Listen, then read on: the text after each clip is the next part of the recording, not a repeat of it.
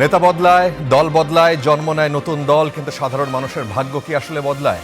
আশ্বাস আর প্রতিশ্রুতির ভিড়ে আমরা খুঁজব বাস্তবতার প্রতিফলন। আমাদের কাজ প্রশ্ন করা, দেশ ও মানুষের স্বার্থে প্রশ্ন আমরা করেই যাব। থাকবে মত ও ভিন্ন মতের শ্রদ্ধা। স্টার নিউজের কড়া আলাপে আজকে আপনাদের সাথে আমি ফরাদ হাফিজ।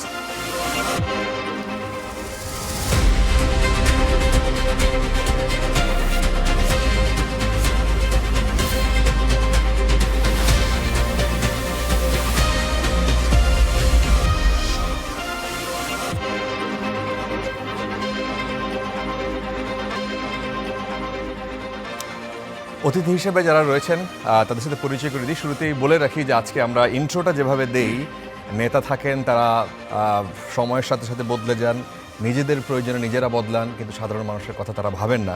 আজকে আমাদের সাথে কোনো নেতা নেই, আজকে একজন সাংবাদিক আছেন, তিনি আশরাফ কায়সার, সিনিয়র সাংবাদিক, এবং রয়েছেন বদিউর রহমান, তিনি সাবেক সচিব, সাবেক চেয়ারম্যান এনবিআর। আমরা যখন এই অনুষ্ঠানের জন্য আপনাকে দাওয়াত দিই তখন আপনি নাকি বলেছেন যে কথা বলতে কোনো অসুবিধা আছে কিনা। আমি একটু আগে খেয়াল করছিলাম আপনার হাতে একটা বাটন ফোন, যেটা সাধারণত এখন আর দেখা যায় না, রেয়ার, এবং আপনাকে সম্ভবত নিশ্চয়তা দেওয়া হয়েছে। আমরা কিন্তু এখন আর কথা বলতে কোনো রকমের কোনো হেজিটেশন এই সময় অন্তত আমরা ফিল করি না, মানে যা ইচ্ছা মন খুললে সম্ভবত কথা বলা যাচ্ছে, মানে এই সময়টায় অন্তত। আমরা গত 14-15 বছর যেভাবে ছিলাম আওয়ামী লীগের সময়টাতে, সেই সময়টাতে এখন পার করে এখন নতুন একটা সময় যখন আসছি তখন আর কথা বলা অন্তত সেই জায়গায় খুব একটা সংকট নাই। জনাব বদিউর রহমান, আপনি কেমন আছেন? আমি তো সবসময় বিটিভি, বেটার দেন বিফোর। আচ্ছা, ওইটা ওই আমাদের সাহেব গোলামের বাক্স, সে বিটিভি নয়, এটা বিটিভি, বেটার দেন বিফোর। আচ্ছা, my today is better than yesterday and hopefully tomorrow will be better than today. আচ্ছা, আপনি এইভাবে ইনশাল্লাহ এইভাবে আসি। বেটার দেন বিফোর, তারপরে আওয়ামী লীগকে লিখতেন আলী, বিএনপি লিখতেন কি বাজাজ। এটা বাংলায় লিখতাম আর কি, যেহেতু আমরা বাংলাদেশে আছি। বাংলা ভাষা তো অনেকে বলতে চায় না, ওই কিছু কিছু টেলিভিশন তাদের লোগো বদলাই আগে বাংলার থেকে আবার ইংরেজিতে চলে যায়, আবার দেখলাম ইংরেজি বদলে আবার বাংলায় আসলো। তো আমি বাংলাতে এগুলো লিখতাম, আলী বাজাজ, এটা চলেছিল আর কি। আচ্ছা, তো আপনি আর আমি যেটা বলছিলাম, আপনার ফ্রিলি কথা বলা যাবে কিনা সেটা, আমি নতুন তো আপনাদের এখানে প্রথম আসলাম, বলে রাখি এই জন্য আমাকে অনেকে পছন্দও করে না। আর কথাবার্তা নিয়ে কারো অসুবিধা হয় কিনা আমি বলে রাখি যে আপনার চাকরি চলে যাবে কিনা সেটাও দেখেন, মালিক কোন পক্ষে সেটাও আপনি মিলিয়ে চলবেন। আমাকে নিয়ে অযথা আপনারও ক্ষতিগ্রস্ত হওয়ার দরকার নাই, প্রতিষ্ঠানে যেন ক্ষতিগ্রস্ত না হয়। আচ্ছা, এখন পর্যন্ত অন্তত আওয়ামী লীগ চলে যাওয়ার পর থেকে আর সম্ভবত সেই জিনিসটা ফেস আমরা ওইভাবে করি নাই, সুতরাং আপনি নিশ্চিন্তে কথা বলতে। আমি আওয়ামী লীগের সময় কথা বলার সময় তো সেরে কথা বলে নাই, তখন আমি হাসিনার ব্যাপারেও বলেছি যা বলা সরাসরি। তো আমাকে অনেকেই বলতো যে বাসায় ঠিকমতো ফিরতে পেরেছেন কিনা, সুবিধা হয়েছেন না, এই পর্যন্ত তো ফিরলাম ইনশাল্লাহ। কোনো অসুবিধা সেই সময় কি ফেস করেছেন? না, আমাকে অসুবিধা ফেস করতে হয়নি আর কি, কারণ আমি বইতে যেগুলো লিখলাম, কলামে যেগুলো লিখলাম, সেখানে তো কেউ কেউ বললো যে হাসিনা সম্বন্ধে এরকম কথা লিখলেন আপনি, যে বঙ্গবন্ধু সারা জীবন গণতন্ত্রের জন্য লড়াই করে শেষে তিনি নিজে গণতন্ত্র হত্যা করে নিজেও মরলেন, আমাদেরও মারলেন। এটা তো আমি তাদের আমলে লিখলাম। আর শেখ হাসিনার এমন ভাবার কোনো কারণ নাই যে তিনি একমাত্র দেশদরদি, অন্য কেউ দেশদরদি না, এত অহংকার ভালো না, অহংকার পতনের মূল। আমি তো লিখে গেছি তখন। অনেক সময় সাংবাদিকরা তো দুইটা শ্রেণী সবসময় বেশি পণ্ডিত হয়, আমরা ওদেরকে ভয় পাই। একটা হইল রাজনীতিক সেলা চামুন্ডা যারা থাকে, আন্ডা বাচ্চা, তারা বড় বড় নেতাকেও ভাই বলে, সবাইকে ভাই বলে। আর একটা হইল সাংবাদিকরা, সাংবাদিকদের কাছে আমার নাতি তুল্য লোক একজন হয়তো আমার ভাই বলে বসলো। আচ্ছা, এবং মজার ঘটনা, আমি যখন এনবিআর চেয়ারম্যান, তখন বাচ্চা এক সাংবাদিক হয়তো অ্যাপ্রেন্টিস হিসাবে প্রথমে ঢুকেই আমার রুমে বলতেছে, ভাই আপনি এই জিনিসটা কীভাবে বললেন? তা আমি দেখলাম যে এরকম ঘটনা তো আরও ফেস করেছি। আমি বললাম যে আপনার সাথে আমার দোস্তি কবের থেকে, এই তোমার বয়স তো আমার ছেলের থেকে অনেক ছোটো, get out from my room. তো অন্য সিনিয়র সাংবাদিকরা টের পেল যারা ছিল, তারা বললো স্যার ও নতুন আসছে তো বুঝে সারে না, তো বুঝে থাকলে ট্রেনিং দিবেন না। আচ্ছা ভাই, সবাই জব যায় হয় নাকি? আচ্ছা, জনপ্রশাসনে আপনি যেহেতু অনেক দীর্ঘদিন ছিলেন, আপনাকে অনেকেই মনে করেন যে একটু নাকুচো টাইপের ব্যাপার জনপ্রশাসনে সবসময় ছিল। জনপ্রশাসনে সংস্কারের দরকার আছে, সেটা স্পষ্ট। সংস্কারের একটা চেষ্টা হয়েছেও, সেখানে আমরা দেখলাম যে 208টা সুপারিশ ছিল অন্তর্বর্তী সরকারের সময়, এবং সেখানে 18টি বাস্তবায়ন যোগ্য বলে চিহ্নিত করা হয়েছিল, এবং তার শেষ পর্যন্ত মনে হয় 2-3টি বাস্তবায়ন করা গেছে, তাও পুরোপুরি না। এখন প্রশ্ন হচ্ছে যে এই সংস্কার কমিশনের সুপারিশ বাস্তবায়নে ধীরগতি আপনি দেখেন, নাকি কোনো গড়িমসি দেখেন? জনপ্রশাসন সংস্কার করলে ক্ষতি কার, বা এই সরকার এখনো জনপ্রশাসনকে ভয় পায় কিনা? এটা মজার জিনিস ছিল, আপনার সংস্কারের সুপারিশগুলো কে করেছে? আরেকটা সরকার, অন্তর্বর্তী সরকার, যেটা ইউনূস সরকারের কথা বুঝাচ্ছেন তো। জি। তো ইউনূস সরকার তো নিজে গভর্নমেন্টে আসার পরে কি করবে না করবে সেটাই টের পায় নাই। কারণ তার সরকার, এই সরকার সম্বন্ধে আমার মূল্যায়ন তো ছিল, ভোটটা করার আগ পর্যন্ত আমি বলতাম যে ইউনূসের গভর্নমেন্ট তো পাশও করতে পারেনি। কারণ পাশ করতে হইলে আমাদের আমলে সেই 60s প্রথম দিকের থেকে আমরা যেটা দেখেছি, 33 পাইলে অন্তত পাস হইতো, 45 সেকেন্ড ডিভিশন, 60 হইলে ফার্স্ট ডিভিশন। তো বলে যে পাস করতে পারেনি, আর পাস করতে পারেনি এই জন্য 33 পাইলে পাস। আচ্ছা, 32, 31, 30, না হয় 25 পর্যন্ত ফেল ধরা যায়, কিন্তু উনি পাচ্ছেন 6, 7, 8, তো এটা তো পাসও হয় না, ফেলও হয় না। কারণ আমি ওনার শপথ গ্রহণের পরে তার সম্বন্ধে আমি 23 সেপ্টেম্বর লিখেছিলাম, 4:30 5টা লেখা আছে আমার কলাম। 23 নাকি 24-এর? 24 তো আন্দোলন হলো। জি। 5 সেপ্টেম্বর, 24 তো অগাস্টে, নাকি 25-এর কথা বলছেন আপনি? আপনার 2025 সালে উনি আসলেন কোন সালে? উনি তো আসলেন 2024-এ। হ্যাঁ, তো 24 তো 8 আগস্ট। আগস্টের 8 তারিখে। আমি 5 সেপ্টেম্বর লিখলাম আগাম। ও আচ্ছা। যে ওনার সম্বন্ধে আমার 4:30 পৌনে 5টা লেখা আছে। তো ওটাতে শেষ লেখাটাতে 5 সেপ্টেম্বর 2023 আমি লিখলাম যে ফিনিশিং দিলাম, এবার বাইরে শোনা যাচ্ছে অস্বাভাবিক কোনো সরকার হইলে তিনি আর সুযোগ হাতছাড়া করবেন না। And that did happen within 11 months. 5 September থেকে 5 আগস্ট 24, আচ্ছা। 11 মাসের মধ্যে। আচ্ছা। 3 দিন পরে উনি কলমা পড়লেন। তো এটা তো আগে আমি মন্তব্য করছি। এটার পরে ওনার কলমা পড়ার পরে যখন আমাকে প্রথম একটা টিভিতে ডাকলো, নাম এখন নাই বলি, আমি বললাম হি ইজ মানি লাভার। আচ্ছা। তারপরে তো 4-5 মাস ওনারা আমাকে আর ডাকেন না, লাইভ তো মুখ বন্ধ করতে পারে নাই। আরেক টিভিতে পরে দিয়ে বললাম he is not only money lover, he is also power lover. আচ্ছা। আমার মূল্যায়ন, কারণ আমি সরেজমিনে তার সাথে পাশাপাশি বসে কথা বলি, এবং এনবিএস চেয়ারম্যান থাকতে তার নোবেল প্রাইজের ট্যাক্স নিয়ে যে জ্বালাতনটা আমাকে তার লোকজন করেছে। কিরকম? আরে এটা তো বলেছি আগে, আবার বলা লাগবে? বলেন তো, কি আমি সেটা জানি না। হইলো, উনি যখন নোবেল পেলেন তখন তো আমি সিটিং চেয়ারম্যান। তার লোকজন আমার কাছে গেল যে ওনার নোবেল মানির উপরে ট্যাক্স হবে না, এটা যেন একটা সার্টিফিকেট আমি দেই। আমি বললাম যে any remittance from abroad through normal banking channel is tax free. Tax free. Tax free, এটা ইনকাম ট্যাক্স অর্ডিন্যান্সের মধ্যে আছে। জি। ওটা দেখাই দিলাম, ওটার কপি দিলাম, তারা মানতে চায় না, তারপরেও যেন ব্যস্ত হয়ে গেল। এবং শেষ পর্যন্ত আমাকে তো নোবেল কমিটি সেখান থেকেও টেলিফোন করলো যে এটা যেন ট্যাক্স না হয় বা ট্যাক্স না হয়। আমি তারপরে যখন ওনার লোক আসলো তখন বললাম যে আপনি ইউনূস সাহেব পর্যন্ত পৌঁছতে পারেন কিনা direct I do not know, but যেহেতু এটা নিয়ে আসছেন, তার সাথে দেখা হলে বলেন যে এনবিআর চেয়ারম্যান বদিউর রহমান বলেছে যে বদিউর রহমান যদি নোবেল পেত, এটা ট্যাক্সেবল না হইলেও ট্যাক্স দিয়ে দিত। নোবেল পাওয়া একটা বড় সম্মান, সেখানে ট্যাক্সে কি যে বিরক্ত করলো। তখন আমি টের পাইলাম হি ইজ মানি লাভার। আচ্ছা। আর হি ইজ পাওয়ার লাভার টের পাইলাম এক বিয়ের অনুষ্ঠানে ইনসিডেন্টালি উনি দাওয়াত পেলেন, আমাকেও ওই যে দাওয়াত দেওয়া হইল। তো আমাকে প্রোটোকল করার জন্য তার সাথে বসানো হইল, অনেকক্ষণ থেকে আমি থাকলাম, কিন্তু যেই ক্যামেরা আসলে আমি ওনার সাথে ছবি উঠাইনি। আচ্ছা। কারণ আমি এত বড় যেগুলোকে পছন্দ করি না তাদের সাথে ছবি উঠাই না। আপনি তাকে পছন্দ করতেন না? আমি ওই যে এইসব কথাবার্তা, বড় বড় কথা আমার ভালো লাগতো না। আমি একটু জিজ্ঞেস করলাম যে স্যার, আপনি এত বড় মাপের লোক, আপনাকে 1/11 সময় সরকার প্রদান করতে চাইলেও আপনি আসলেন না কেন? বললো যে তখন তো ওই কনস্টিটিউশনের 3 মাস মেয়াদ তত্ত্বাবধায়কের, তো সেই জন্য 3 মাসে তো কিছুই করা যাবে না, এই জন্য আমি রাজি হইনি। তো পরে ফখরুদ্দিন দেখা গেল তো 2 বছর থেকে গেল, আমাকে যদি 2 বছর কথা বলতো তাহলে তো আমি আসতাম। আচ্ছা, তখন আমি বুঝলাম হি ইজ পাওয়ার লাভার। এবং খোলা সিটি দিয়ে উনি পাওয়ারে আসতে চেষ্টা করেছিলেন ওই সময়, জি কিন্তু খোলা সিটি বন্ধ করে ফেললেন। জি তার মানে ইনিয়ে বিনিয়ে তিনি এর আগে 11-12 সালের দিকে আমার একটা লেখা ছিল যে তিনি যেভাবে কথাবার্তা বলেন তার চাইতে তিনি যে দল নিয়ে বলছেন সে দলে যোগদান করলেই তো পারেন।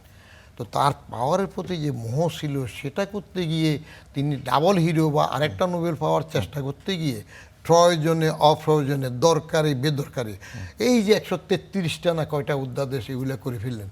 তো 2 দিনের যুগে বাতেরে যদি অন্য বলে অস্থির হয়ে যায়, হয় না। বিদেশ থেকে আলে রিয়াজ বা এরে হায়ার করে এনে এগুলো করবে, হয় না। কারণ যেই দেশে থাকবেন সেই দেশের কালচারটা সংস্কৃতিটা কি চলে আসতে দেখতে হবে। এখানে 55 বছরের রাজনৈতিক পরিশীলতা আসে নাই, এখানে প্রতিহিংসা কড়াভাবে আছে। যেমন শেখ রেহানাকে একটা প্লট দিল ধানমন্ডিতে, মনে আছে? হ্যাঁ, তো বঙ্গবন্ধু জাতির পিতা তার মেয়েকে প্লট একটা না হয় দিলই, তো ওরকম প্লট বাড়ি তো খালেদা জিয়াও পেয়েছেন না? জিয়াউর রহমান সাহেব যখন মারা যায় তখন তাদের বাচ্চা কাচ্চাদের লেখাপড়া, ড্রাইভার, বাবুর্চির থেকে শুরু করে সব কিছু তাকে দেওয়া হইল না সরকারের তরফ থেকে, বাড়িও দিল। তো ওই যে প্রতিহিংসা, সেই প্লটটা ক্যান্সেল করার জন্য সেখানে ধানমন্ডি থানা হলো এবং ওই একটা থানা উদ্বোধন করতে খোদ খালেদা জিয়া নিজে গেলেন, ঠিক আছে? আর তার বিপরীতে হাসিনা ওইটার প্রতিশোধী হোক বা যেভাবে হোক আসার পরে তাকে ন্যাক্কারজনকভাবে মইনুল্লাহর বাড়ির থেকে উচ্ছেদ করলেন। কেমন? তো এইগুলো এই প্রতিহিংসার রাজনীতির মধ্যে যদি আপনি হাসিনায় ইউনুসবাড়ি করবে আর ইউনুস এসে হাসিনাবাজি করা শুরু করবে তাহলে টিকে থাকা যায় না। আচ্ছা, একটু ব্যালেন্স হইলে ভালো হতো। আচ্ছা আচ্ছা, আমরা আসবো। আমাদের সাথে রয়েছেন আশরাফ কায়সার। আমরা আসলে এই ধরনের আলাপ সাধারণত প্রতিদিন টকশো করি, তো মানে প্রতিদিন কেউ না কেউ রাজনৈতিক দলের থাকেন, সো আলোচনাটা ওইভাবে জমে। তো আজকে আমরা একটু ভিন্ন দিকে আলোচনা করছি, যেহেতু আপনাকে পেলাম। আশরাফ কায়সার, আপনাকে আজকের দিনের আলোচনার কথাই একটু বলতে চাই যে আওয়ামী লীগের নিষিদ্ধ, আপনি দেখেছেন যে একটা বিল যেটা অস্থায়ীভাবে, অর্থাৎ ইউনুস সরকারের সময় যেটা হয়েছে সেটা আজকে বিল আকারে পার্মানেন্টলি তারা আওয়ামী লীগের কার্যক্রম নিষিদ্ধের কথা বলেছে এবং একটা বিল পাশ করেছে। এখন আইনি নিষেধাজ্ঞা দিয়ে একটি প্রাচীন রাজনৈতিক দলের আদর্শ বা তাদের যে জনভিত্তি আছে, আপনি বিভিন্ন সময় বলেছেন, সেটা কি নির্মূল করা সম্ভব? যখন অন্তর্বর্তী সরকার অর্ডিন্যান্স দিয়ে এটি করছিল, এক্সিকিউটিভ অর্ডারে আওয়ামী লীগের কার্যক্রম নিষিদ্ধ করছিল, আমি তখন থেকে বলেছি রাজনৈতিক দলের ব্যাপারে এক্সিকিউটিভ অর্ডারে তাদের কার্যক্রম নিষিদ্ধ করাটা মোটেই কোনো টেকসই পদ্ধতি না, এবং এটি আমার মনে হয় ভুল সিদ্ধান্ত ছিল অন্তর্বর্তী সরকারের। কেননা দেখুন, আওয়ামী লীগ যে 16 বছর অপশাসন করেছে, ব্যাংক লুট করেছে, তারপরে আয়নাঘর, গুম খুন এগুলো করেছে, বিরোধী মত দমন করেছে, 3টি নির্বাচন গুম করেছে, শেষে গণহত্যা করে পালিয়েছে, এগুলো সব সত্যি। কিন্তু এই কার্যক্রমের সাথে দলের প্রধান শেখ হাসিনা, যিনি প্রধানমন্ত্রীও ছিলেন, এবং তার যে টপ কমান্ডাররা তারা যুক্ত ছিলেন। তারপরে ধরেন আমি আরও 500, 600 কিংবা 1000 মানুষকেও দেখতে পাই যারা মন্ত্রী ছিলেন, যারা পাওয়ার হোল্ড করতেন। বদিউর রহমান সাহেব যেমন করে পাওয়ার হোল্ডের কথা বলছিলেন। এখন আপনি আইনের পথে আগাবেন। আইনটি হচ্ছে যে দেশে একটি গণহত্যা হয়েছে, প্রচুর মানুষকে অন্তর্ধানের শিকার হতে হয়েছে, গুম খুন করা হয়েছে, রাষ্ট্রীয় বাহিনীকে ব্যবহার করে শেখ হাসিনা ক্ষমতায় টিকে থাকতে চেয়েছেন, জনগণের ভোটাধিকার কেড়ে নিয়েছেন। এর সব কিছুর জন্য বাংলাদেশে আইন রয়েছে তদন্ত করার এবং বিচার করার। আমরা অন্তর্বর্তী সরকারকে দেখলাম শুধু এই সব ব্যাপারে না, অন্য অনেক ব্যাপারেই যথোপযুক্ত মামলাটি হলো না, তদন্ত হলো না, সবাইকে মানে হত্যা মামলার আসামি করে জেলে পুরিয়ে রাখা হলো। এমনকি মিডিয়ার কোনো ব্যক্তিবর্গকে, যাদের ব্যাপারে আমাদের ভিন্ন অবজারভেশন আছে, তাদের ক্ষমতার অপব্যবহার, অপকীর্তি এসব নিয়ে। এখন আপনি যখন একটা রাজনৈতিক দল নিষিদ্ধ করলে কি হয়, আমাদের কাছে সর্বশেষ উদাহরণ জামাতে ইসলামী। সেই যে আপনার মানবতা বিরোধী অপরাধের বিচার শুরু হলো 2012-13 সাল থেকে, তারপরের থেকেই কিন্তু সংগঠন হিসাবে জামাতকে নিষিদ্ধ করা যায় কিনা এই আলোচনা হচ্ছিল। আওয়ামী লীগ দীর্ঘদিন ওই বিষয়ে কোনো সিদ্ধান্ত নেয়নি, উচ্চবাচ্য করেছে, সিদ্ধান্ত নেয়নি। শেষে কবে নিল? তার পলায়নের 72 ঘন্টা আগে সিদ্ধান্ত নিল। তখন কে কাকে নিষিদ্ধ করে? যিনি নিষিদ্ধ করলেন তিনি এক কাপড়ে দেশ থেকে পালিয়ে গেলেন, আর যাকে নিষিদ্ধ করা হলো তিনি আপনার অভ্যুত্থানের একটা বড় কর্ণধার হিসাবে সামনে চলে এলেন। আচ্ছা, জামাতে ইসলামী এবারের নির্বাচনে যথেষ্ট ভালো করেছে, আপনি খেয়াল করেছেন।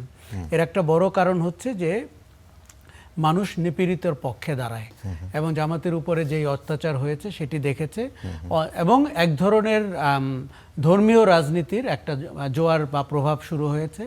অন্তর্বর্তী সরকারটি বিএনপি এবং জামাতের লোকজন বা জামাতের প্রতি অনুরক্ত লোকজনের সংখ্যা বেশি ছিল, তাদের কারণে জামাত নির্বাচনেও ভালো করেছে। তার মানে হচ্ছে কৃত্রিম উপায়ে আপনি যে রাজনৈতিক দলের কার্যক্রম নিষিদ্ধ করতে চেয়েছেন সেই দলটি কিন্তু তার থেকে 3 গুণ শক্তি নিয়ে এবারের নির্বাচনে ফলাফল করেছে। কাজে আমাদের সবচেয়ে সাম্প্রতিক উদাহরণটি হচ্ছে তাই।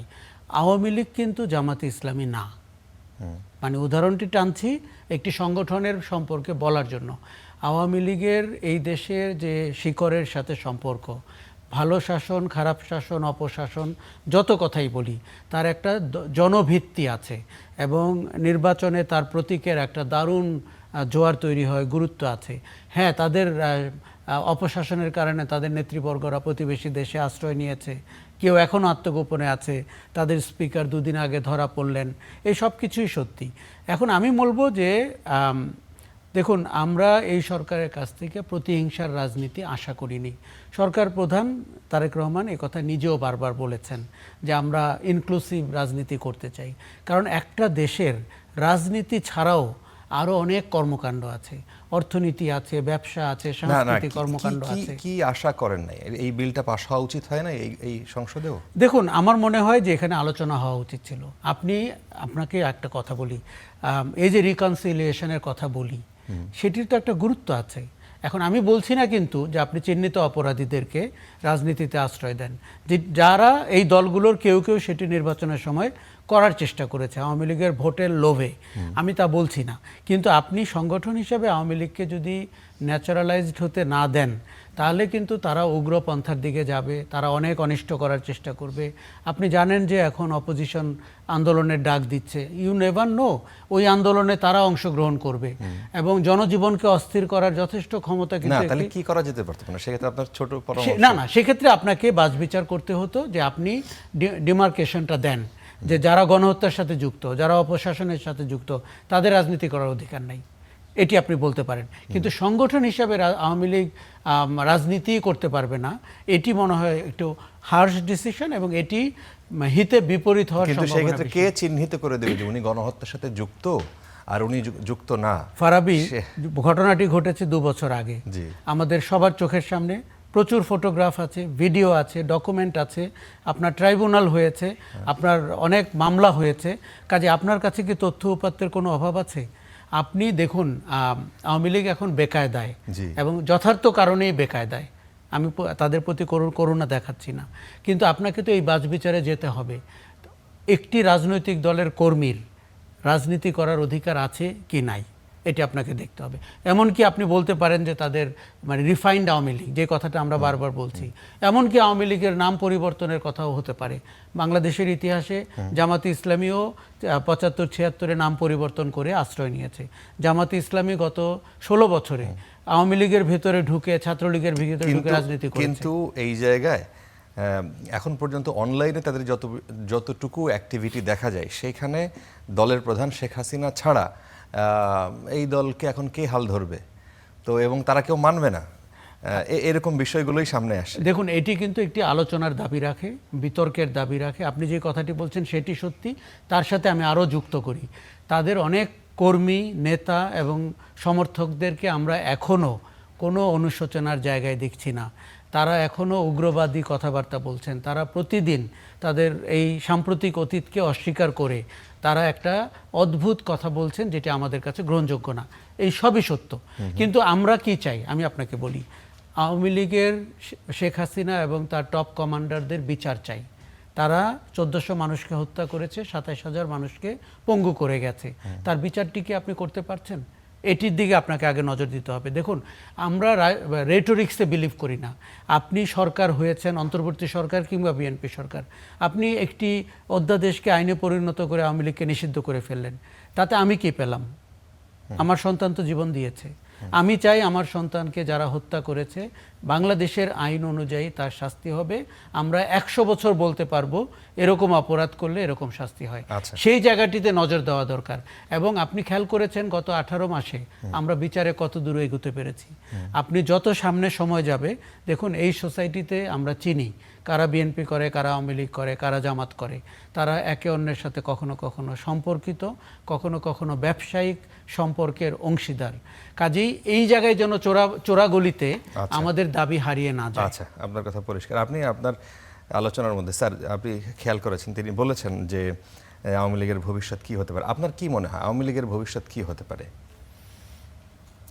আপনার জামাত নিষিদ্ধের কথা যেটা বললেন, জামাত নিষিদ্ধ হওয়ার সময় হাসিনা শেষ মুহূর্তে যেটা করলো, আমি তখন একটা টেলিভিশনে লাইভ টক শোতে বললাম, এখন জামাত নিষিদ্ধ কেন করা হচ্ছে, ওয়াই?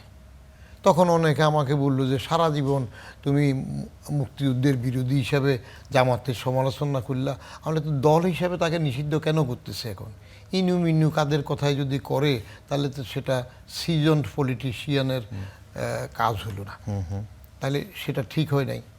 তদ্রূপ আমি এখানে প্রথম প্রফেসর ইউনূস কি বলছিলেন যে রাজনৈতিক দল নিষিদ্ধ করা আমাদের কাজ না, এটা রাজনৈতিকভাবে সিদ্ধান্ত হবে, এরকমই তো কথা ছিল। তারা আওয়ামী লীগ নিষিদ্ধ করবে না, কিন্তু যেই ছেলেফেলেরা যমুনার সামনে গিয়ে একটা বেস্কি দিল, বেস্কি দেওয়ার পরে বলল যে কায়দা করে বলল দল নিষিদ্ধ করি নাই, কার্যক্রম নিষিদ্ধ করলাম। জি, তখন তো এইভাবে শুরু হইল। তো ইউনূস সাহেবের পুরো সরকারটাই তো চললো তিনি আকবরের বৈরমখা হিসেবে কাজ করেছেন, নূতন যারা আসছে তাদেরকে লালন পালন করলেন, বঙ্গবন্ধুর বাড়ি ভাঙল। ও ভাঙার সময় কথা নাই, ভাঙার পরে যাই একটু সামান্য বিবৃতি দিল। এই অবস্থার মধ্যে দেখা যায় এখন ওই মব হচ্ছে না কেন? তাহলে তার ব্যাকিংয়ে এগুলো হয়েছে সবসময়। দল নিষিদ্ধ করে কোনো সমাধান হবে না। আপনি ফেয়ার ইলেকশন করে দলকে উইড আউট হইতে যান। মুসলিম লীগ আলীকে ভোটের মাধ্যমে মূলি করে দেন, আওয়ামী লীগ ভোটের মাধ্যমে মুসলিম লীগ হয়ে যাক। আপনি ভোটে আসতে দেবেন না, জোর করে তাকে বাদ দেবেন, তারপরে বললেন ইনক্লুসিভ ইলেকশন। তো এই ইনক্লুসিভ বানান কেমনে হয়? এটা তো এক্সক্লুসিভ হয়ে যেতেছে, এটা তো এক সাইড বাদ দিতেছেন আপনি। তো এইটা এই নির্বাচনে আওয়ামী লীগকে আনা দরকার ছিল, অবশ্যই দরকার ছিল। আপনি এই নির্বাচনে আনলে বরং অন্তর্বর্তী সরকারের জন্য ক্রেডিবিলিটি ভালো হইতো, অন্যদের জন্য হতো যারা রাগ তারা ভোট কম দিত। আওয়ামী লীগের যে ভোট আছে 34%, 35%, সেখানে যদি অনেক ভোট কম পেত তাহলে আওয়ামী লীগের একটা শিক্ষা হতো। ভোট আপনি ফেয়ার দিবেন, ইলেকশন ইনক্লুসিভ বলবেন, হ্যাঁ, এইগুলা বলে কাজের বেলায় বলবেন যে তুমি বাদ। তো একটা বড় শক্তিকে যে বাদ দিলে কারা ইলেকশন করলো? বিএনপি, বাজাদ আর কে? বাজাই। বাজাদকে বাজাদ হলো বাংলাদেশ জাতীয়তাবাদী দল। ও বিএনপি, আচ্ছা সরি, বাজাদ আর বাজাই, বাজাইকে বাংলাদেশ জামাত ইসলাম। আচ্ছা সরি। তো বাজাদ বাজাই এরা কারা? এরা তো এক দল, আগের সরকারের লোক, সবসময় ছিল না? এক ফোঁটা রহমতের জন্য বাজাদের পিছনে ঘুরছে না, তাদের মন্ত্রী হয়েছে না? ওই সময় আমি সরকারে ছিলাম, তো চাকরি করেছি। তো এখন ওরা আবার এ টিম বি টিম, এরা যখন আমরা আর মামারা হয়েছে, আবার জাতীয় পার্টিকে নিয়ে করেছে, ঠিক এবারের ভোটটা তো তাই হয়ে গেছে। তার মধ্যে আবার একটা মজা ঘটলো, যারা কিছু ক্রেডিবিলিটি নিয়ে দাঁড়াতে পারত, জানাফা জাতীয় নাগরিক পার্টি, যেটা আপনাদের এনসিপি, ওরা যে জামাতের পকেটে ঢুকে গেল, ঢুকে লাভবানকে কাকে করলো? জামাতকে করলো। বড় বট গাছের তলায় শেখ মুজিব যখন বঙ্গবন্ধু হিসাবে, জাতির পিতা হিসাবে একক নেতৃত্বে ছিলেন, তখন 3 মুজিবের একটা আঁতাত হয়েছিল। মুজিব 3 ময়ের আঁতাত, মুজিব, মুজাফফর, মনি সিং, মনে আছে তো? এগুলা প্রচুর লেখাপড়া না করলে মনে থাকবে না। মুজিব, মুজাফফর, মনি সিং, 3 ময়ের একটা আঁতাত হয়েছিল। তো তখন আমি একটা আর্টিকেল লিখছিলাম যে 3 ময়ের যে আঁতাত, এর মধ্যে একটা মতো বট গাছ, আর 2টা তো শিশন্দি ছাগলের 3 নম্বর বাচ্চাও না। তো এই জাতীয় মাথাতে কাজ হয় না। এখন এইবার যে ভোটে জামাত এত সিট কি পেত, আপনি টোটাল যদি হিসাব করেন, বিশ্লেষণ করেন, জানাফার যে কয়টা ভোট আছে, এনসিপির যে পার্সেন্টেজ মার্জিন, যে মার্জিনে জামাত জিতেছে, সেখানে এদের ভোটগুলা বাদ দিলে দেখা যায় জামাত অনেক সিটে হারে। তাহলে লাভবান হইল জামাত। মাঝখান দিয়ে বি টিম হয়ে গেল জানাফা। এরা একেবারে ভোট যদি সিট যদি দুইটা নাও পেত, শক্ত হয়ে থাকতো, তাহলে এদের ভবিষ্যৎ ছিল। কারণ আমি 12 সালে লিখছিলাম প্রয়োজন একটা রাজনৈতিক তৃতীয় শক্তি, যে আমরা হাসিনা খালাদার জগদ্দল পাথর থেকে মুক্তি চাই। এটা পাবলিশড, আমি এখন নতুন কথা বলি না, কারণ নতুন বললে বলবে যে দল বদলায়, কথা বলে এরকম। ওই আগেরটাই বলতেছি, হাসিনা খালেদার জগদ্দল পাথর থেকে আমরা মুক্তি চাই, অর্থাৎ তৃতীয় রাজনৈতিক শক্তির দরকার। এই জানাফাটা তৃতীয় রাজনৈতিক শক্তি হইতে পারত যদি এই বি টিমে না যেত, লেজুর ভিত্তি না করতো, ওদের উঠাই দিল। তাহলে দল নিষিদ্ধ করাটা করে আপনি রাজনীতি চলে যাইতো। মুসলিম লীগের আলিমান রাজির একটা দল ছিল না, হ্যাঁ, তারপরে বড় দল থেকে ভাগ হয়ে অন্যের একটা হইল না, কর্নেল অলির একটা দল হয়েছে না, কোথায় এটা? কর্নেল অলি এসে ঢুকে গেল কোথায়? জামাতের মধ্যে। হয়তো বি চৌধুরীর দল ছিল, তার বি চৌধুরীর দল ছিল, এবং বি চৌধুরী পরে কি হইলো, রেল লাইনে দৌড় দিল না, কাদের সিদ্দিকী কি একটা দৌড় দিল, কাদের সিদ্দিকী মূল থেকে যাইয়া সেখানে গেল। তো আপনি রাজনৈতিক দলকে তার মতো দেন। আর জাতীয় পার্টি ভেঙে কতগুলো হইল। আওয়ামী লীগের মিজান সাহেব ছিল না একজন, বহু আগে, আওয়ামী লীগ মিজান, এইভাবে নামটাম হইল। মূল দলের বাইরে গিয়ে কেউ তেমন সুবিধা করতে পারে না। তারপরে দল বন্ধ করে দিতে নাই, দল তো নিজে নিজে মরে যাবে। আচ্ছা, আপনি ফেয়ার ইলেকশনে যান, ভোট দিবে না, নিজে মরে যাবে। সাইনবোর্ড দিয়ে একজন না দুইজন না দল দিয়ে তো রাজনৈতিক দল হয় না। বাংলাদেশে কি নিবন্ধিত কতগুলো দল আছে, আমি বলি যে বাবারে, দলগুলোর নাম দিয়ে যদি এখন বিসিএস পরীক্ষা দিতে বলো, আমি তো ডাব্বা মারবো, তাও পারবো না। আচ্ছা আচ্ছা, এখন বিসিএস আপনার দিতে হবে কিনা, আর দেওয়া লাগবে না মনে হয়। আপনি একটু বলবেন যে আপনি সবসময় জামাতকে নিয়ে সমালোচনা করেছেন, তারা এই নির্বাচনেও ধরেন প্রায় 32% ভোট পেয়েছে, তারা এতগুলো আসন পেল, মানে এই যাবৎকালে সবচাইতে বেশি। এখন বলছেন যে আওয়ামী লীগ না থাকলে হয়তো তারা, আওয়ামী লীগ থাকলে হয়তো এই লেভেলে যেতে পারতো না। জামাতের গ্রহণযোগ্যতা বা তারা যে আস্থার জায়গাটা মনে হচ্ছে কি দেশে বাড়ছে, তারা জনপ্রিয় হচ্ছে ধীরে ধীরে? আমি সবসময় জামাতের রাজনীতির সমালোচনা করি, কথা ঠিক না। জামাত নিষিদ্ধ করার পরে আমি ওটার বিরুদ্ধে বলেছি লাইভ টিভিতে, যেদিন নিষিদ্ধ করলো তার সাথে সাথে বলেছি। জামাতের কিছু কাজের আমি প্রশংসা করেছি, এবং সে প্রশংসা করার পরে ও দোকানদার জামাত মনে আছে, বলে স্যার আমরা জামাত ক্ষমতা আসলে আমরা একটা কিছু বানাবো। কি বানাবে? কিছু একটা বানাবে আপনাকে। হ্যাঁ, যেহেতু কি জন্য বলে যে আপনি বলছেন না আমাদের জামাত সম্বন্ধে, জামাত খুব সুশৃঙ্খলিত দল, বললে আমি বলছি যে কমিউনিস্টের সাহিত্যেও এরা খুব নিয়ম কানুন মানে চলে। জামাত আচ্ছা, জামাতের শৃঙ্খলা, রেজিমেন্টেশন, এটা তো আপনার ধাপে ধাপে। আপনি আজ পর্যন্ত জামাতের বিরোধী দল কয়জন পাইছেন? বিরোধী প্রার্থী কয়জন? একজন না দুইজন বোধহয় হয়েছে মেয়র। প্রার্থী দেওয়ার সময় জামাতের বিরোধী আছে। ওদের চেইন অফ কমান্ড এবং টোকন কি হওয়া, যে ধারাবাহিকতা, সেগুলা প্রশংসনীয়, তারা নিয়ম মানে। এক। দ্বিতীয় হইল, আমি এর আগে বলছিলাম, আমার দূরসম্পর্কে একটা আত্মীয় ওই খালেদা জিয়ার শেষের আমলে জামাতের পক্ষ হয়ে আন্দোলনে কোথায় আসে, সে জেলে গেল। তো 2-3 মাস সে কাশিমপুর জেলে ছিল। তার মাকে জিজ্ঞেস করলাম, কি গো, একমাত্র উপার্জনক্ষম সত্য তোমার ছেলেটা তো জেলে। তো সে আমারে বলে যে চাচা, আল্লাহর কাছে দোয়া করেন আমার ছেলেটা আরও 6 মাস জেলে থাকুক। আমি বলি কেন মা? বলে যে ছেলে রোজগার করে যা খেতাম, ছেলে জেলে থাকাতে তুই তো ভালো আছি। পার্টি ওই পরিবারে কেয়ারটেক করে সব কিছু দেখে, বলে যে আমি তো চাচা আগের থেকে ভালো আছি। আচ্ছা, এটাও জামাতের একটা গুণ। তার কিন্তু ওই যে আওয়ামী লীগের লোকজন কি এটা দেখে না, বিএনপির লোকজন কি এরকম দেখে না। কারণ আমি যখন প্রথম মিরপুরে আসলাম, তখন আমাকে বাংলা কলেজের এক আওয়ামী ফান্ডা টেলিফোন করলো যে আমাদের ছেলেফেলেরা জেলে আছে, অমুক যাবে, কিছু টাকা দিয়ে। আর তা হঠাৎ করে আমার কেমনে নজরে ফুললো। তখন আপনি কি সচিব? না, আমি রিটায়ার করে চলে আসছি। আচ্ছা, বলে যে আপনি এনবিআরএস চেয়ারম্যান ছিলেন। ধারণা এনবিআরএস চেয়ারম্যান মানে অনেক টাকা আছে। আমি বললাম যে শুনেন, আপনি যেভাবে বলতেছেন, যদি কোনো কাজ টাজ করা লাগে, ড্রেন পরিষ্কার ডাইখেন, গায়ে খেটে করে দিতে পারে, টাকা দিতে পারবো না। পরিষ্কার কথা। টাকা দিতে পারবো না, কি করবেন, মারবেন, নাহলে যেটা করবেন আমি চিনি এগুলো। জামাতের 2 মন্ত্রীর সাথে তো আমি কাজ করেছি, যখন নিজামী এবং মুজাহিদি মন্ত্রী ছিলেন। ওই 2 মিনিস্ট্রিতেই ছিলেন আপনি? মিনিস্ট্রিতে না, আমি ক্যাবিনেটে ছিলাম। আচ্ছা। আমি ক্যাবিনেট ডিভিশনে জয়েন্ট সেক্রেটারি। তো ওদের কাজকর্ম আমি দেখেছি না, তাদের একটা কোয়ালিটি আমি তখনও দেখেছি। তারা পার্টি মিটিং করার সময় সরকারি পয়সার থেকে আপ্যায়নও খেত না, পার্টির পয়সা দিয়ে খেত। আর আমাদের অন্য পার্টির ওরা তো মন্ত্রীতন্ত্রীতে গেলে সেগুলো এভাবে গয় হরড় দেয়। আপনি আমলা বলেন, অন্যরা বলেন, সার্কিট হাউসে গেলে অনেক ভাড়াও তো দেন না রুমের, অত তো টিএ দিয়ে পায়। তাদের সেটাও তো একটা শৃঙ্খলাবদ্ধ নিয়ম আছে। কিন্তু অসুবিধা হইল একটা, এত রেজিমেন্টেড যদি একবার বলে দিতে পারে যে বুদিউর রহমানের পা কেটে রক কেটে দাও তাহলে বেসতে যাবে, তাহলে নির্ঘাত কেটে ফেলবে, ওটা আর কোনো সস্তে নাই। কারণ কমান্ডটা তো এরকম, প্রসিডন, হ্যাঁ, পড়ে যাবে কুফের মধ্যে হিটলারের অর্ডার, এরকম ওই ব্যাপারে আর কি। এই একটা অসুবিধা, ওখানে আর চিন্তা করে না। ওটা আমি নিজে দেখছি। ওটা বলার পরে তারা খুশি।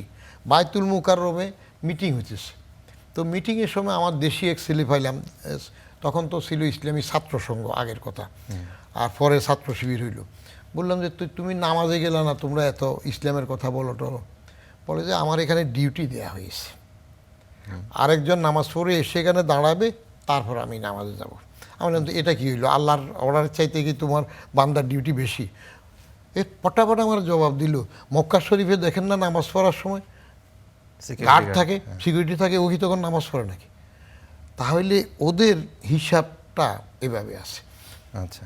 এবং তারা না সেই কারণেই কি তাদের সমর্থন এখনো তারা যেটা আছে লোকজনের সমর্থনও, যেটা বললেন, যেহেতু আওয়ামী লীগ নাই এবং এটা সরকারও দেখছে। একটা কথা উঠছিল বাগানে হাঁটার সময়, জেনারেল পাবলিকের সাথে মিশিত, বলল যে আওয়ামী সরকার দেখলাম, বাজাদের সরকার দেখলাম, জাফার সরকার দেখলাম, এখন বড় দলের মধ্যে জামাতের সরকারটা দেখা বাকি ছিল।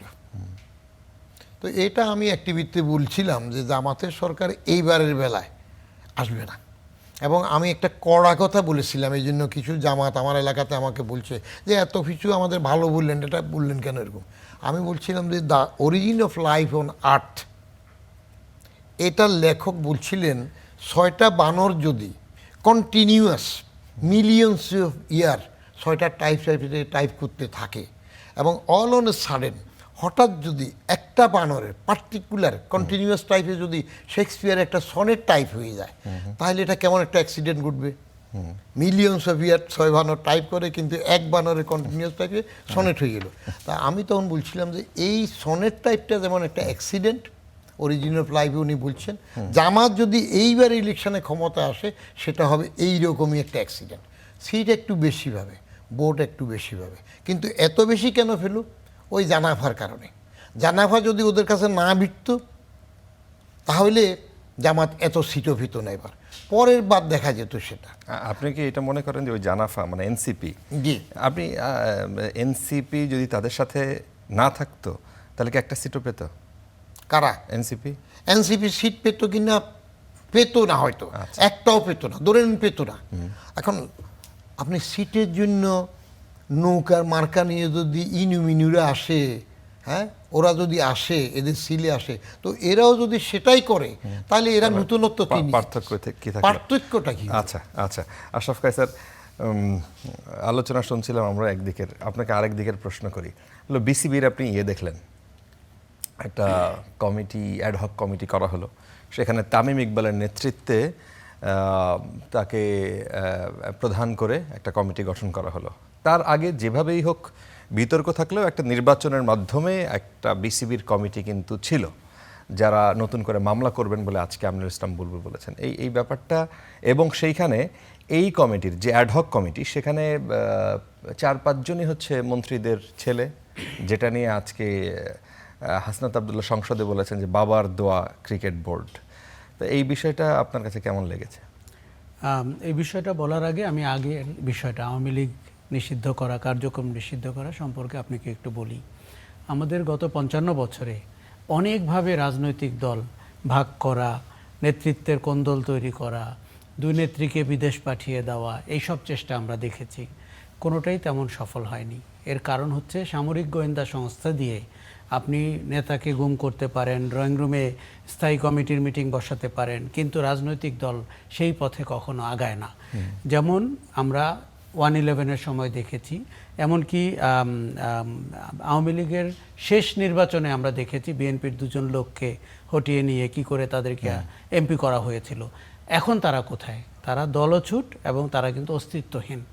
রাজনীতি একটা স্বাভাবিক প্রক্রিয়া এবং সেখানে আপনাকে রাজনৈতিক প্রক্রিয়ার ভেতর দিয়েই রাজনৈতিক মতাদর্শের কাউন্টার করতে হবে বা উত্তর দিতে হবে।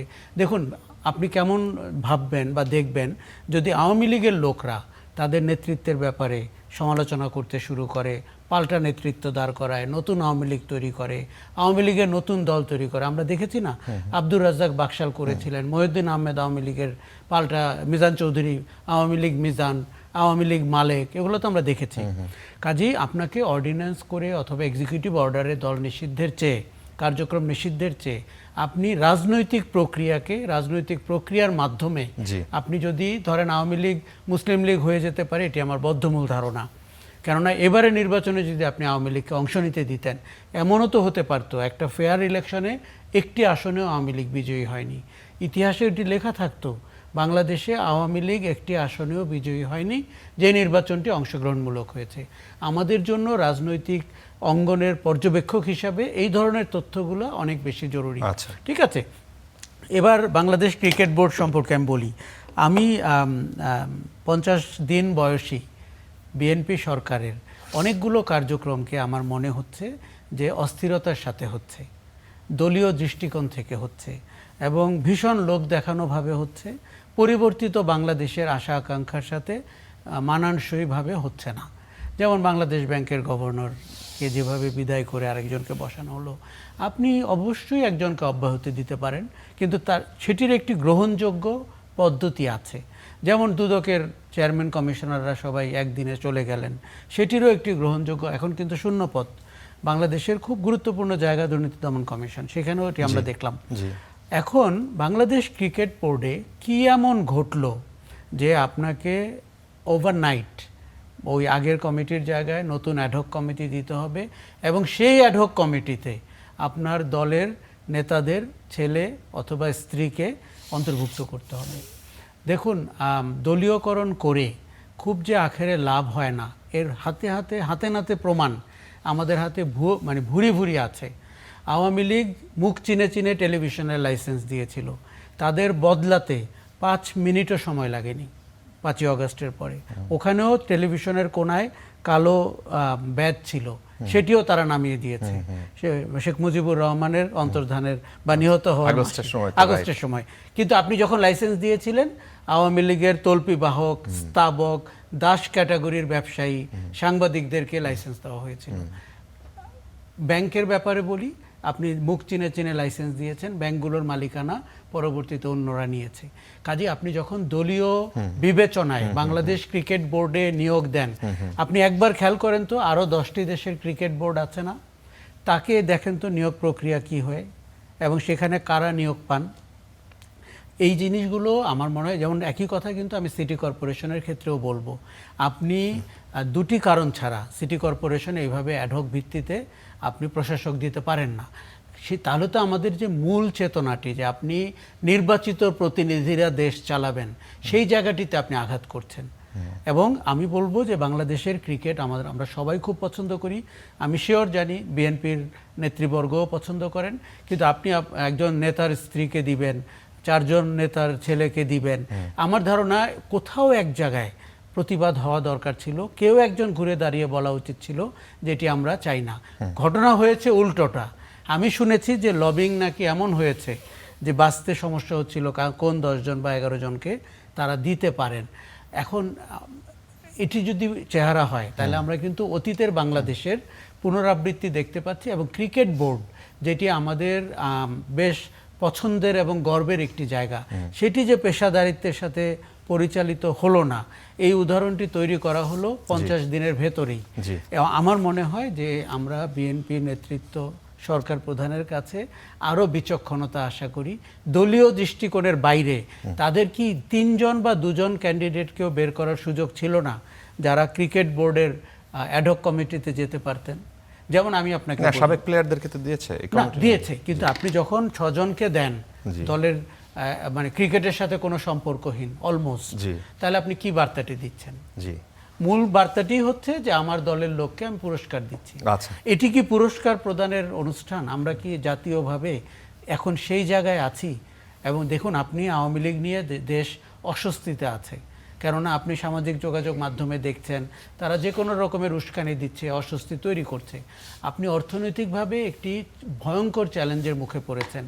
আপনি দেশের স্বাস্থ্য খাতে হামের টিকা নিয়ে প্রতিদিন 10 থেকে 15টি বাচ্চা মারা যাচ্ছে। আপনি দেশের এই সার্বিক অবস্থায় আপনার ভঙ্গি, আপনার কার্যক্রম আমাদেরকে কিন্তু দারুণভাবে আহত করে, যদি সেটি দলীয় দৃষ্টিকোণে হয় এবং সেটি যদি বিচক্ষণতার সাথে না হয়, পেশাদারিত্ব নিশ্চিত না করে হয়। আচ্ছা, ধন্যবাদ। স্যার, আপনার কাছে প্রশ্ন হচ্ছে যে মানবাধিকার কমিশন, দুদক, বিচার বিভাগ স্বাধীনতা সহ কয়েকটি বিষয় নিয়ে সরকার সেই ওই যে আওয়ামী লীগের স্টাইলে যে কর্তৃত্ববাদী একটা ব্যবস্থা, সেটাই তারা এস্টাবলিশ করতে চায় বলে অনেকেই অভিযোগ করেছেন, বিশেষ করে বিরোধী দল, সংসদের যারা বিরোধী দল, এবং তারা কর্মসূচি দিয়েছেন অলরেডি। এখন এবং আজকে আমরা যে সংসদে গাজীপুর 1 আসনের সরকার দলীয় সংসদ সদস্য, তিনি বলেছেন যে মুক্তিযোদ্ধা বেগম খালেদা জিয়াকে মুক্তিযোদ্ধা এবং প্রধানমন্ত্রী তারেক রহমান এবং প্রয়াত আরাফাত রহমান কোককে শিশু মুক্তিযোদ্ধা হিসেবে স্বীকৃতি দেওয়ার দাবি করেছেন। এখন এই যে স্তুতি, এই যে ওই যে সে পেছনের ব্যাপারটা, প্রধানমন্ত্রীর সামনে গিয়ে তেল ঢালার যে মানে বহুল প্রচারিত আমরা নিউজ ক্লিপগুলো এখনও আমাদের ভাষে নিউজ ফিডে, সেই রকম একটা জায়গায় কি আবার মানে এই কার্যক্রম দেখে কি তাই মনে হয় যে সংস্কার কি হলো কিছু, নাকি ওই দিকেই যাবার টেন্ডেন্সি আপনি দেখতে পাচ্ছেন? ইউনূস সাহেবের জনপ্রশাসন সংস্কারের কথা ওঠার সময় আমি বলছিলাম যে এর আগেও তো 21 শতকের জনপ্রশাসন একজন রিটায়ার্ড সচিব আওয়ামী লীগের এমপি প্রার্থীও হয়েছিলেন, যদিও পাশ করেন নাই, এটিএম শামসুল হক সাহেবের নেতৃত্বে মোটা বই হয়েছিল। তো আমাদের দেশে সংস্কারের যে কাজগুলো হয়, এটা নিয়ে আমার ওই ফেভারিট একটা গল্প আছে। সংস্কার করার জন্য একটা বাচ্চা মাঠে গরু চালাচ্ছে, একটা ঘোড়া তো আর কাটা ঘাস খায় না, ঘোড়া ঘাস খাওয়াচ্ছে। তো ওটার পাশে দিয়ে একটা এসি রুমের মধ্যে সাজগোজ করা ভালো রুমে কিছু লোক সুন্দর, ধরেন আলী রিয়াজের মতো বাইরের থেকে আসা, ডক্টর ফখরুদ্দিন মতো আসা, যারা দেশে থাকে না বাইরে থাকে, ফুট করে আসে আবার কেমনে আবার চলে যায়। তো এই জাতীয় লোকজনে অনেক কাজ করতেছিল। তো মাস 1.5 মাস এরকম দেখার পরে বাচ্চার কৌতূহল হইল যে এরা প্রত্যেক দিন সকালে আসে, রাত্রে যায়, কি কাজ করে। তখন জিজ্ঞেস করলো বাচ্চাটা যে আপনারা এখানে প্রত্যেক দিন কী করেন? বলে যে তুই তো বুঝবি না, তুই ঘোরা সরা তুই বুঝবি কি? তো বলেন না, শুনি না, দেখতেছি তো A4 সাইজের কত বই টই কাগজ টাগজ হচ্ছে। বলে যে আমরা গবেষণা করতেছি গোড়ার উপরের মাড়িতে কয়টা দাঁত আছে। এই বাচ্চা বলে যে এটার জন্য এরকম মাসকে মাস এতজন বসেই কাজ করা লাগে, আমার গোড়াটারা হা করাই দেখেন না, তাহলে তো কাজ সমাধা হয়ে যায়। এখন আপনি কোনটা সংস্কার চাচ্ছেন? কি তাকে সংস্কারক বলতে নিষেধ করছে সেটার জন্য, না আসলে কাজ চান? আসলে কাজ চাইলে তো আপনার এত দুনিয়া কাজের দরকার নেই, ছোট্ট বেশি সংস্কার লাগেও না। আমি তো জনপ্রশাসনেও কাজ করেছি, সরকারে ছিলাম। আপনি যাকে বসাচ্ছেন, কাকে বসাচ্ছেন? যেমন খালেদা জিয়ার আমলে আমরা বলতাম যে আরেকবার ইলেকশন না দিলেও চলতো, কারণ 2/3 মেজরিটি যদি থাকে তখন যেভাবে কন্ট্রাক্ট দিল সচিবদের মধ্যে, সব কন্ট্রাক্ট চুক্তিভিত্তিক, আমি বলি ঠিকাদারি নিয়োগ। এত ঠিকাদারি নিয়োগ শুরু হইল, কারো 5 বারও দিল। ওনার কার্যালয়ের যে সচিব ছিলেন খন্দকার শহীদুল ইসলাম, আমি মাঝে মাঝে বলি অন্ধকার শহীদুল ইসলাম, কারণ বেগম জিয়াকে অন্ধকারে রেখে নিজে অনেক কিছু সই করতেন তিনি। তাকে 5 বার দিয়েছে, 4 বার শেষ হওয়ার পরে ওনার আর বোধ 25 দিন ছিল প্রধানমন্ত্রীর মেয়াদ, ওই 25 দিনও দিল। অথচ তার আগে ইফতারে ওই প্রধানমন্ত্রীর কার্যালয়ের লোকজন থেকে হাদিয়া উঠিয়ে ইফতার পাঠিয়ে তার বিদায় দিয়েছে। তো এখন যদি আবার সেই রেওয়াজ শুরু হয়, জোট সরকার যা করে মহাজোট তার থেকে মহাতাকা আরেকটু বেশি করে। এখন 2/3 মেজরিটি অ্যাবসলিউট মেজরিটিতে আসার পরে আমি যে লক্ষণ এখন দেখছি, উনি যেটা বললেন বাংলাদেশ ব্যাংকের গভর্নর, কেমন, তো এটা তো কোনো সুশাসনের লক্ষণ না। সুশাসন বলতে আমার আবার বদিউল আলম মজুমদারের সুশাসনের জন্য আমি ওই সুশাসন না আর কি, রিয়েলি সুশাসন যেটা আমরা বলি গুড অ্যাডমিনিস্ট্রেশন, সেটার লক্ষণ না। জি। একটু রয়েস হয়ে দেওয়া যেত। জি। তারপরে যেটা আসলো 6 সিটি কর্পোরেশন বা পরে উপজেলা, ওই তো ফের তো আবার ওই এটার জায়গায় ওইটা, ওইটার জায়গায় এটা। এর আগে একদিন বিএনপির এক বড় নেতার সাথে ইলেকশন করার সময় আলোচনা করার সময় টক শোতে উনি আমারে চার্জ করে বসলেন, আপনি এটা কি বললেন, আগে এক দল খাইলো এখন আরেক দল খাবে। আমি আরেক দল খাবে এটা বলি নাই, বলতেছি এক দল ক্ষমতায় ভাবে যেভাবে গেছে আরেক দল তো এখন এসেই যাচ্ছে এরকম ভাবে আছে। আপনি রিউন করে দেখেন, সুশাসন দলীয়করণ, আপনি the person in the chair matters. একটা মনে রাখা দরকার যে যেটা আগে আমরা ছোট থাকতে শুনতাম যে মূর্খের সাথে স্বর্গে যাওয়ার চাইতে জ্ঞানীর সাথে নরকে থাকা অনেকটা ভালো। আপনি ন্যায্য ব্যক্তিকে, যোগ্য ব্যক্তিকে যোগ্য জায়গায় না দিয়ে যদি খুঁজেন যে এটা কোন আমলে, আমাদের আগের আমলে আমাদের কোন লোকের পিএস ছিল, তাহলে এটা আমার লোক, তারে নিয়ে আসবেন। এটা আগের আমলে আমাদের কোর কমিটির মধ্যে কোনটা ছিল, তারে নিয়ে আসবেন।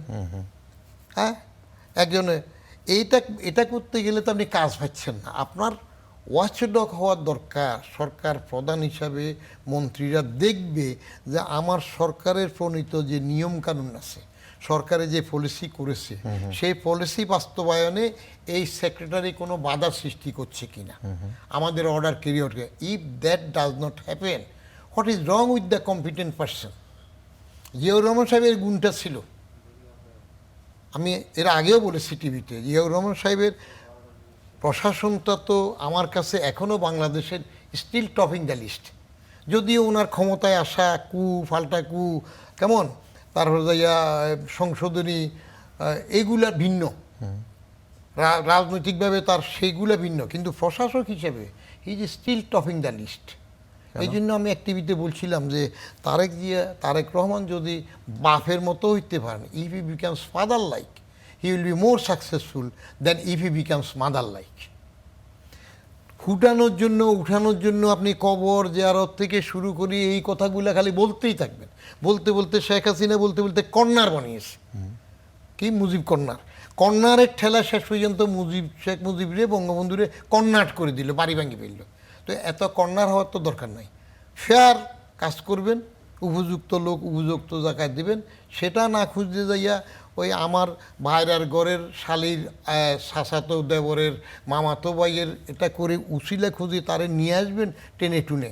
This is not desirable. এবং আমি কিছু কিছু কাজে যেটা লক্ষণ দেখতেছিলাম, প্রথম থেকে যেটা ভাবলাম যে প্লট নেবেন না বলছেন, তারপরে যাইয়া গাড়ি তারা শুল্কমুক্তি গাড়ি নেবেন না, শুল্কমুক্ত গাড়ি নেবেন না আপনারা বলছেন কেন? আপনি শুল্কমুক্ত গাড়ির বিধানেই উঠাই দেন। আমি তো ফখরুদ্দিনের আমলে উঠাই দিলাম ওটা, অ্যান্ড উই আর চেঞ্জ, যে শুল্কমুক্ত গাড়ির প্রভিশন থাকবে না।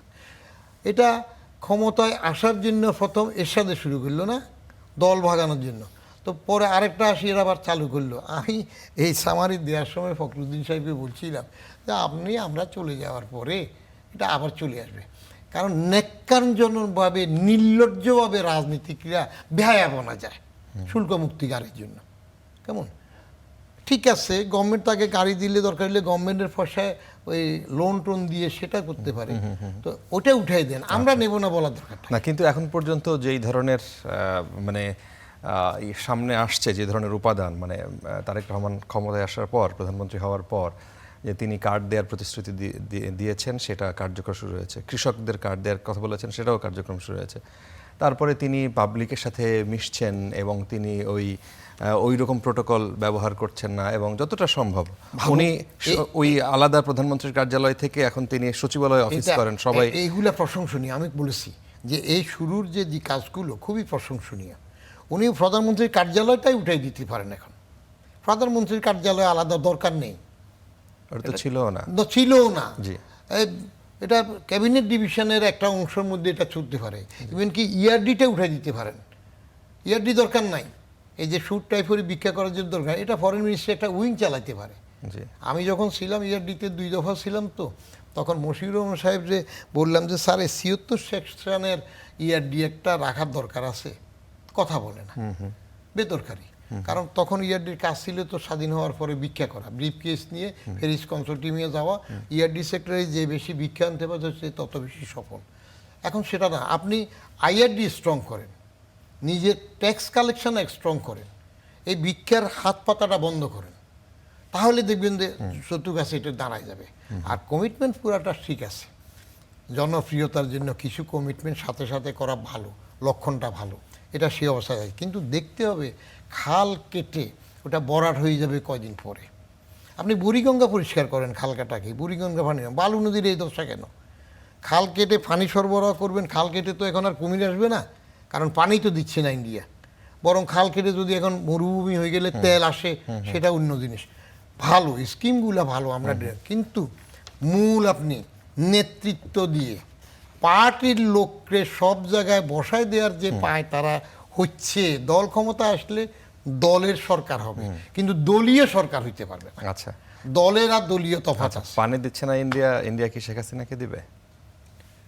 ইন্ডিয়া শেখ হাসিনা হোক, তারেক রহমান হোক, ইউনুস হোক, যে আসুক, ইন্ডিয়ার যে প্যাট্রিয়টিক সেন্স অফ ভ্যালু তারা স্ট্রংলি ধরে, তারা নিজের স্বার্থের বাইরে কাউকে দেবে না, এটা খেয়াল রেখেন। যদিও শেখ হাসিনা বলছে যে যা দিয়েছি ভুলবে না, হ্যাঁ, না ভুলার কারণে আপনাকে এই কদিন তো রাখতেছে, না এই কদিন তো সসম্মানে রাখছে সেখানে। জি, কেমন ওই যে হাদি হত্যা, সেগুলো হয়তো ফেরত দেবে কথা হচ্ছে, কিন্তু আসাদুজ্জামান কামাল এবং শেখ হাসিনা চাইছে তা দিচ্ছে না। এখানে আমার একটা মত আছে, এই যে বলে শেখ হাসিনা পালিয়েছে, I do not agree. Sheikh Hasina কি ইরানের শাহের মতো প্লেন চালাতে পারতো? নিজে হেলিকপ্টার চালাই চলে গেছে। শেখ হাসিনাকে কারা ইন্ডিয়াতে কথা না বলে কি তার সেখানে পাঠানো গেছে? ওই জিনিসটা তো কেউ বলবে না, বাসুরের নাম নিতে মানা। শেখ হাসিনাকে এত সুন্দর করে হেলিকপ্টারে করে ইন্ডিয়াতে কারা পাঠাইলো, কেন পাঠাইলো? আর যদি একটা শেখ হাসিনাকে এখানে রাখতে না পারে, একটা গণভবনে যদি রক্ষা করতে না পারে, একটা বিল্ডিং রক্ষা করতে না পারে, তাহলে তাদের সার্থকতা কোথায়? এর আগে দিয়ে আমি গণভবনের সামনে বাসে যাওয়ার সময় 1 নম্বর থেকে কোথায় যেতাম, ওই রেসিডেন্সিয়াল মডেল স্কুলের উত্তর পাশ দিয়ে যাইয়া বাস যেত, তারপরে পশ্চিম পাশ দিয়ে ঘুরে দক্ষিণ পাশ দিয়ে বের হইতো, কারণ গণভবনের সামনে দিয়ে যাওয়া না যাইস, ওখানে শেখ হাসিনা থাকে। তো সেই গণভবন একটা সম্পদ ভেঙে ফেললো, চলে গেল সব ফুসফাস। আগে কিন্তু আমাদের বাস ঘুরে দিত ওইখান দিয়ে, কেন? আচ্ছা, হুয়ার দিয়ে তো শেখ হাসিনাকে কারা পাঠালো এরকম? কারা পাঠাইলো এটা একটা কমিশন করেন দরকার হইলে, ওটা দেখেন, বাইর করেন, হু আর রেসপন্সিবল ফর ইট।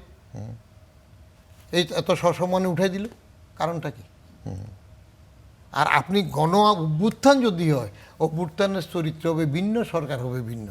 এখন আপনি ওই যে শাহাবুদ্দিন সুপ্পু প্রেসিডেন্ট আছে না, তো শাহাবুদ্দিন সুপ্পুর অধীনে আপনি শপথ নেবেন, সাংবিধানিক সরকার বলবেন, সুপ্রিম কোর্টের রেফারেন্স এনে এটা হবেন, আর কাজ করবেন ওই যে মব দিয়ে। তো এটা কেমনি হইলো? 2 রকম হয়ে যায় না?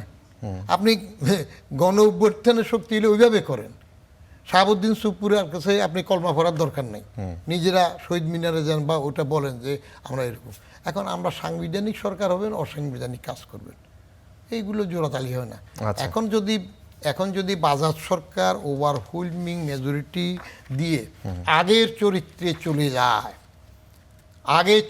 চলে যায়, তাহলে আমাদের কপালে দুঃখ আছে। আচ্ছা, কপালের দুঃখটা কোন পর্যায়ে যায় সেটার জন্য নিশ্চয়ই সময়ের জন্য অপেক্ষা করতে হবে। আমরা অপেক্ষা করবো, আমরা তো অপেক্ষা করে আসতেছি, 55 বছর অপেক্ষা করতেছি না? জি, আপনি প্রথম থেকে দেখেন না, বঙ্গবন্ধু সারা জীবন গণতন্ত্রের জন্য লড়াই করলেন, জাতির পিতা হইলেন। তারপরে উনি এসে যখন প্রথম কর্ডনিং দিয়ে ধরতে গেলেন, তখন কি পাইলেন?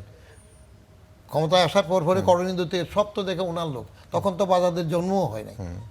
তারপরে তো উনি বললেন যে সবাই পায় সোনার খনি, আমি পাই চোরের খনি। এই গাজী আমার কম্বলটা কই? গাজীকে চিনেন নাকি? না, চিনেন না? আল্লাহ, আপনি গাজী গোলাম মোস্তফা রেড ক্রসের চেয়ারম্যান শুনেন নাই যে গাজী আমার কম্বলটা কই? হ্যাঁ, কিন্তু তার বিপরীতে আবার ওনার একটা অঙ্গ ছিল, কোথায় শিকদারি কথাও বলছেন, লাল গোড়া দাবড়াই দিব বলছেন, হ্যাঁ? এখন আমরা তো সেই সময় থেকে ডাইরেক্ট 69-এর মুভমেন্ট, 62-র শরীফ শিক্ষা কমিশনের আচ্ছা। বিরুদ্ধে থেকে দেখছি। আচ্ছা। তো এটা যদি আমাদের ওইটা যদি আসে ঘুরে আবার একই দশা হয়, জি আবার যদি সংসদে কেউ বলে নিশি কুটুম্ব, কেউ বলে চুপ বেয়াদব, তাহলে কি দেখবো আমরা? হ্যাঁ, এক নেতা বলবে চুপ বেয়াদব, আরেকজন বলবে নিশি কুটুম্ব। আচ্ছা তাতে কি হবে? আচ্ছা, আমরা আমাদের সময় একদম শেষ পর্যায়ে চলে আসছে। আপনাকে ধন্যবাদ।